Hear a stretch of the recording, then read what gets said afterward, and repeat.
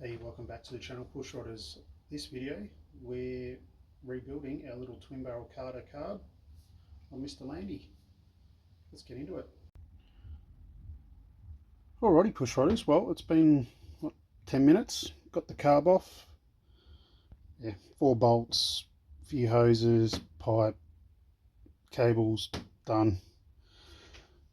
Pulled the carby kit off the shelf. Now there you go, it's a high grade carburetor kit. I think that's the part number, although if that'll focus, might help you out as well. Made in the USA, so made in the States, which is always a good thing. Alrighty, well let's get you on a stand and let's start tearing this thing down.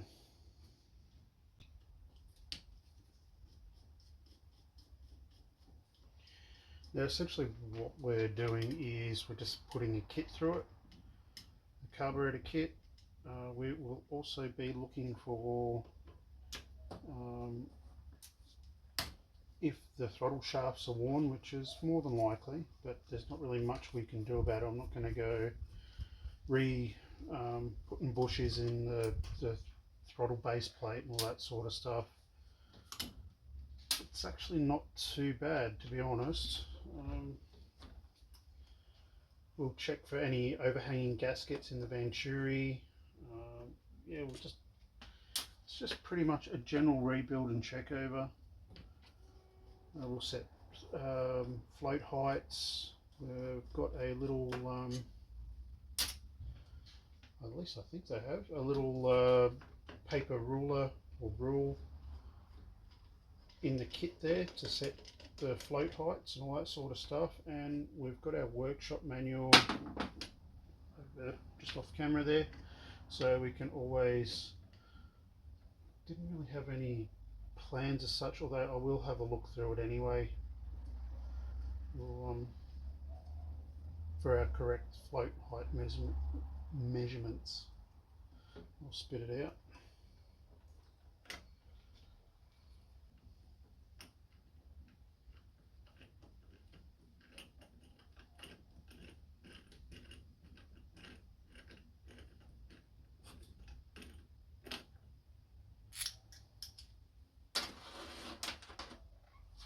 Now if you're not too sure about how it comes apart, or putting it back together, lay your bolts out or screws or your parts in set order as you take them off, or take video like what we're doing now, or have your workshop manual, of course.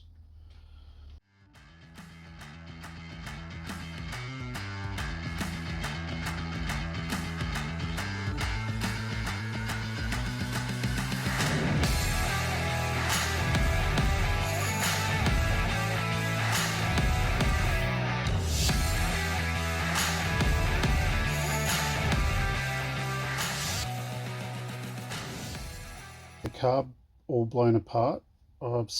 Even though it looks a bit, messed up, hectic, whatever you want to call it, it's in a way that I can remember as it goes back together. Now these little emulsion tubes, or part of the metering rods, that's what I'm trying to think of. As you can see, they're pretty average looking, so they're going to need a good clean up. We'll check that in a minute, the base plate. Now the accelerator pump, the plunger and the rubber and everything, that all looks nearly brand new, so I won't touch that. I'll leave that all alone. As you can see, it's pretty gungy and yuck in the fuel bowl there, so we'll give that a good clean out. And what we're going to do is we're going to run a straight edge over all the mating surface or gasket surfaces, just to make sure they're all straight. And if they're not, we'll get a little bit of glass and some wet and dry sandpaper and a little bit of WD-40 on there, and just lightly machine them so they're all nice and flat.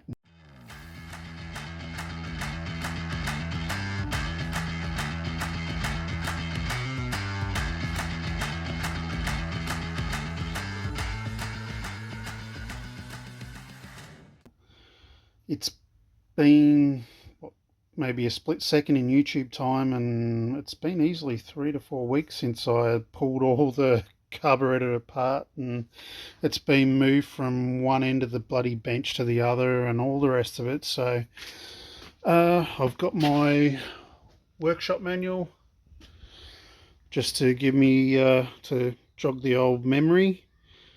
So I think what we're going to do is pretty much how you saw me pull it apart at the start of the video there, is in a roundabout way is going to be how I'll put it all back together again. I can't think.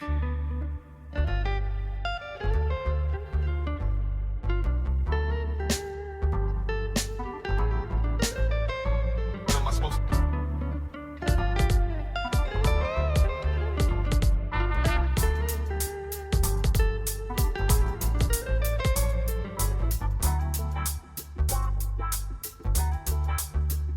What am I supposed to do? Yeah. I can't.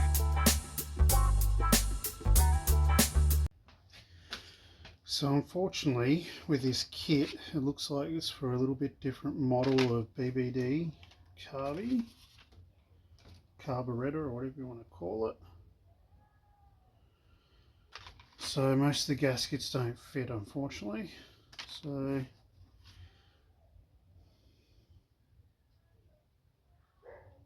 which is a bit disappointing, but anyway, it is what it is. So looks like we're pretty much using all the old gaskets, but they are all in pretty good condition anyway, so I don't think we'll have any issues with leakage or anything like that.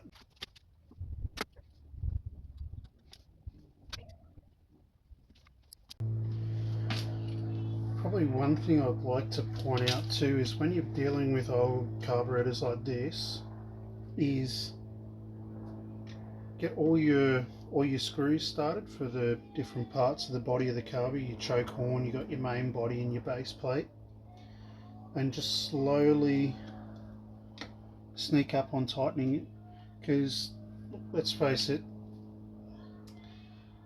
these carburetors are at least anywhere from, I guess in America, our US friends, they've probably been in production since the mid, or finished up around about the mid 80s or something like that, late 80s, and then going all the way back through to the 60s.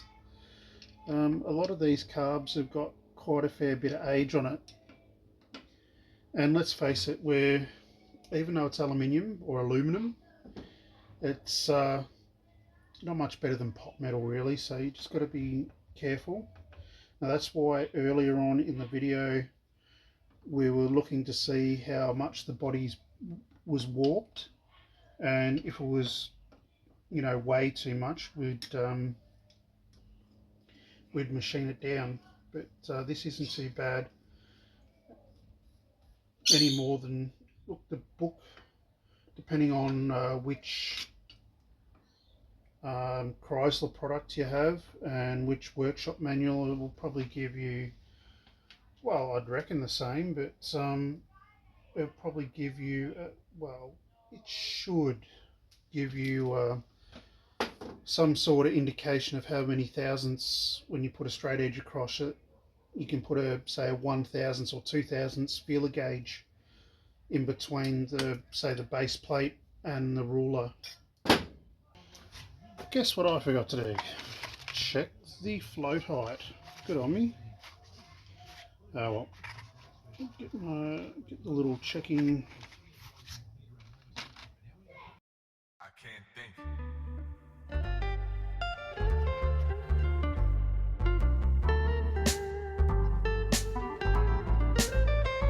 What am I supposed to do?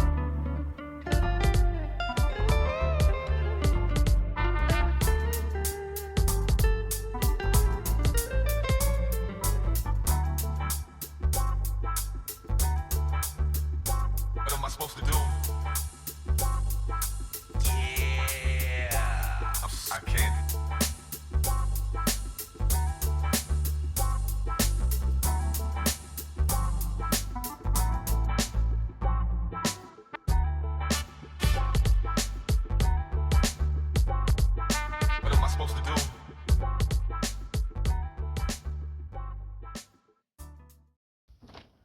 9/32 is 7.1 mil.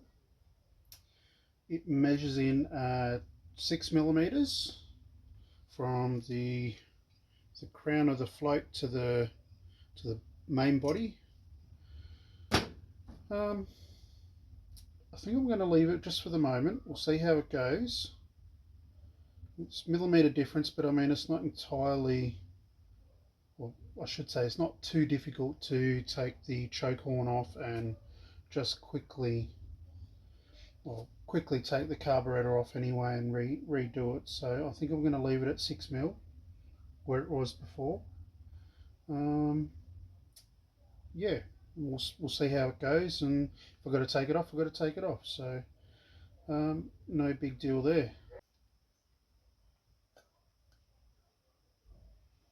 That's pretty much our BBD carb rebuilt, or at least gone through anyway. I won't say rebuilt. I would be putting throttle shaft bushers in it, and it'd go through a hot tank and all the other stuff, but just for something like this, doing gaskets, it's more than ample. Now we've got one of our little rods, we'll put that on a bit later. You don't really have to see that, you've already seen me take it off. It's not that difficult to put it on with. We've got some new little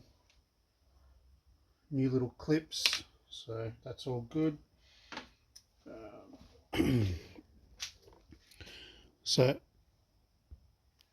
So as you can see there, didn't really use any of the gaskets because they're all off of different models. I'll end up using the little clips and the second-hand little check balls, the accelerator pump plunger. The other ones seem pretty good in it, so I'm not going to pull it all apart. We'll wait and see. So yeah, all in all, you guys know how to do it. Grab yourself a decent workshop manual. Some kits, they already come with rebuild instructions in them, so follow those, follow your workshop manual, and look, try not to be like me and leave it for a month and just scratch your head going, oh shit, how does this go back together? So but anyway, well, push rodders, hopefully that's given you a little bit of inspiration to get out into the shed, workshop, garage, whatever. And yeah, check over your carburetor, put, a set of gaskets through it and all that good stuff. Check it all over. Probably if you're wanting to know more about carburetors and how they work and all their fuel circuits and all that sort of good stuff, there's heaps of YouTube videos you can have a look at. So just type in whatever make and model of carb you've got. I'm sure there'll be a video out there for you. So hopefully next video on Mr. Landy, you'll see it up and running and all that good stuff. Hopefully we'll have tyres on it, windscreen in, most of the interior back together again. Fingers crossed. It's not going to be too far away getting this thing on the road, so which will be nice. Anyway, what are you waiting for? Go and get your hands dirty. We'll see you next video.